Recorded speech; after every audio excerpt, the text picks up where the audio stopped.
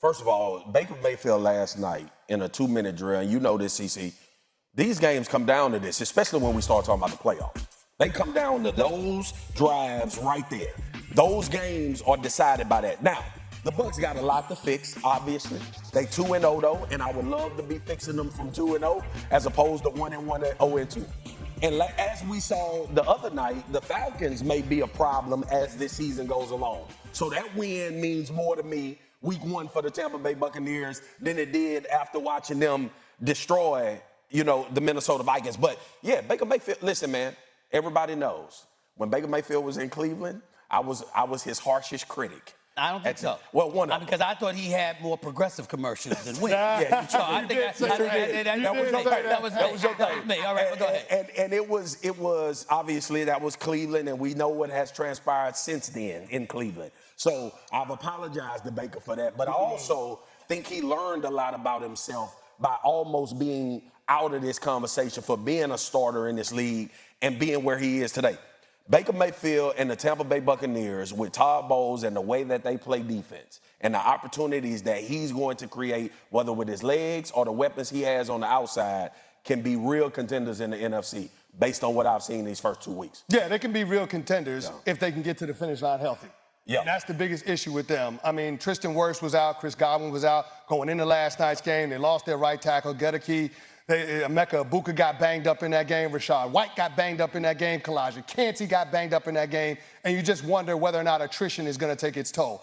But at its best, when they're fully healthy, this is going to be one of the most explosive offenses in the NFL. They might have the best receiving core in the NFL. Evans, Egbuka. Yeah, Evans, Egbuka, and Chris Godwin. Yeah. I call Egbuka Baker's sous chef. Because that dude out there is 100%. a bona fide monster. Right. Okay, and that offensive line has shown the ability to be able to provide some balance by running the football, and that defense stepped up and made plays when they needed to last night. So they absolutely can. But when I start looking at the NFC as a whole, I got a bank full of respect for the Philadelphia Eagles, reigning defending champs. You're going to have to contend with the Green Bay Packers, who look like the best team in football right now. The Commanders. And you can't or the Rams. I was going to say the Rams. The Rams, if Matt Stafford's back holds up, I have more confidence in them winning the conference than the Tampa Bay Bucks. The one thing the Bucks have going in their favor that those other teams don't is that they play in the NFC South. And that is a 2-team race at this point in the season. I am ready to summarily dismiss the Carolina Panthers and the New Orleans Saints. They will be non-factors in terms of who wins the NFC South. It's going to come down to the Bucs and the Falcons. And in the first year, with Penix being the full-time starter, how could you not give the benefit of the doubt to the Bucs? That's fair. No doubt about it. A couple of things come to my mind based off of last night's game. Number one, let's not forget that Tampa, the Texans are considered to have the worst offensive line in football at this particular moment in time. So let's not forget that. You're going up against a Todd Bowles defense, for crying out loud. I know he's the head coach, but we all know anything that has something to do with defense, Todd Bowles has his fingerprints on that. So we got to get that out the way. This is what we're not picking up about Baker Mayfield as well. We've been talking about how he's been flinging that football, and deservedly so, because he's got weapons to throw the football to, and he knows how to finish the deal. Game-winning drives, his brother will show up, no doubt about it, and he deserves our praise. You know what else he deserves our praise for? Running the football. 100%. Think about this. I'm just looking at this right here. This is Baker Mayfield, 3 massive first downs with his legs, a 3rd and 1, a 3rd and 15, a 3rd and 10, but none was bigger than the 4th and 10, 15-yard run on the final drive. This is what he's doing. He's finding a way to beat you any way it takes. And even though we look at today's game and we think about some of the elite passes of the game, the quarterbacks we usually praise are those who are a dual threat. We don't talk about that way with Joe Burrow, but it's certainly applicable to Patrick Mahomes to a lesser degree, certainly Lamar Jackson and Josh Allen, and to a lesser degree, Jalen Hurts. When you look at Baker Mayfield right now, what does he do? He beats you with his legs as well. That's what I'm looking at right now when it comes to him. It's a great point you brought up. Last night on Monday Night Countdown, Van Pelt asked Troy, we got so caught up in talking about Baker and this moxie and the chip on the shoulder and how he plays that we kind of have put the ability to play the position in the back burner. Some throws that this kid is making, bro, some of these runs that you bring up, these are championship plays. These are not like a regular quarterback. These are high-level franchise quarterback plays, man. The touchdown to Egbuka at the end of the game in the Falcons game, that was over time that developed. Last night, getting those first downs late in the game, a 2-minute drive that was seamless. Chris, you know how hard that is. We done seen veterans poo-poo down their leg in 2-minute drills at times when things seemingly are to go bad. But this is another part that I think you throw into the pot because I killed Baker enough, so I'm a wax poetic on him. They gonna play for him. Mm-hmm. And I think it goes a long way. This ain't Cleveland.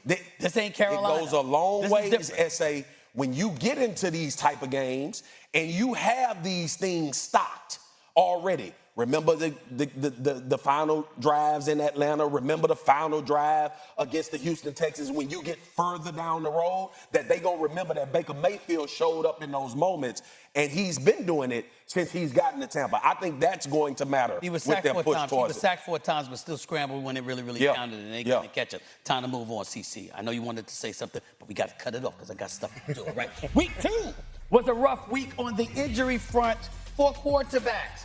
Bengals' Joe Burrow is expected to miss at least 3 months after suffering a turf toe injury that requires surgery. Despite the news, the Bengals still have a 64% chance to make the playoffs, according to ESPN analytics. J.J. McCarthy is likely to miss 2 to 4 weeks because of a high ankle sprain he suffered in Sunday night's loss. Carson Wentz, remember that name, is expected to start week 3 versus the Bengals, who will be starting backup Jake Browning in place of Joe Burrow.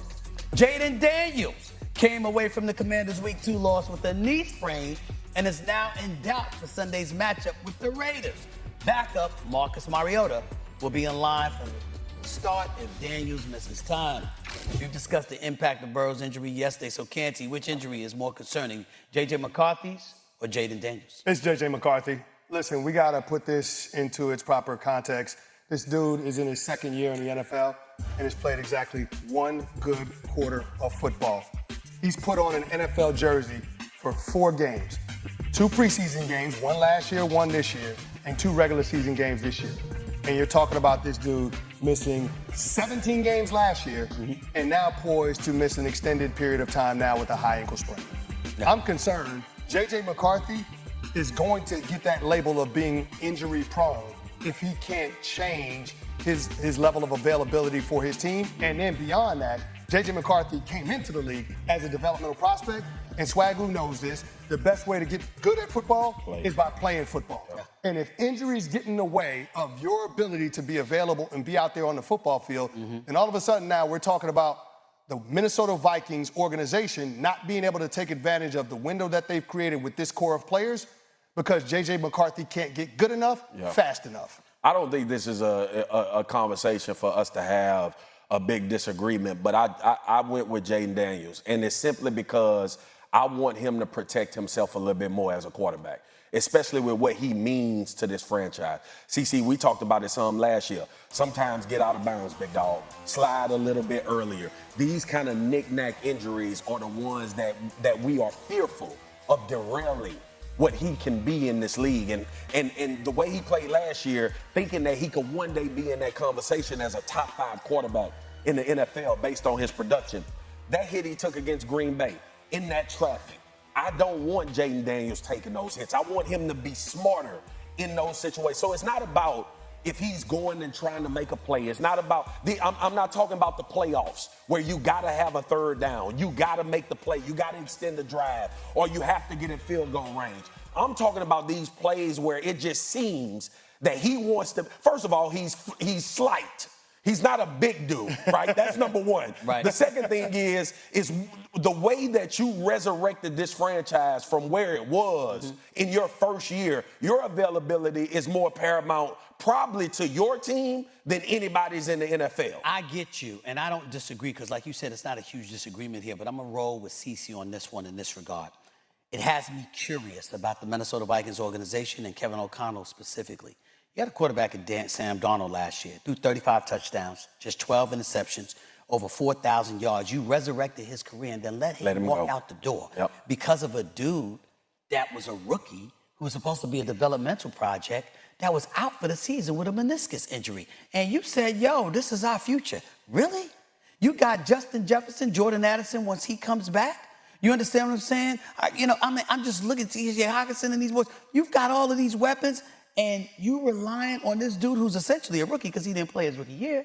So this is the first time he's playing. And then I'm looking at him, and I've been underwhelmed before the injury. He had a good fourth quarter in the opening game against the Chicago Bears, who after watching them get butt rushed by Detroit, we had to have a serious discussion about what is Chicago really? As a team, as a defensive unit, what are they really? Are they really something to write home about? So you look at all of those things, and J.J. McCarthy only looked good for one quarter against them, and didn't look good at all against Atlanta, and then he's injury prone too? Yeah. To me, we just say, Jaden Daniels, just be safe. Just be safe, preserve yourself. With J.J. McCarthy, we're looking at something different. Is he what Kevin O'Connell tried to convince everybody he is? See, it's phenomenal how the brains work, right? Because I think it's more catastrophic because we know what Jaden Daniels is. I don't like trying to guess. Well, J.J. McCarthy might not be good even if he healthy. Well, that would be catastrophic for the Minnesota Vikings. But I get it, Stephen. Because of the weapons they have around But them. the caveat in Minnesota was you were going to have to pay Sam Darnold a lot of money. So now you pushing J.J. McCarthy getting on the field back even further based off 1 year of how he performed. With Jaden Daniels, let Jaden Daniels get hurt for the season. Okay. You don't want Jaden Daniels to be RG3. Okay. That too. You don't want that. Yes. You don't want that. That one scares me, Got bills to pay. Okay. Pay Stafford and Herbert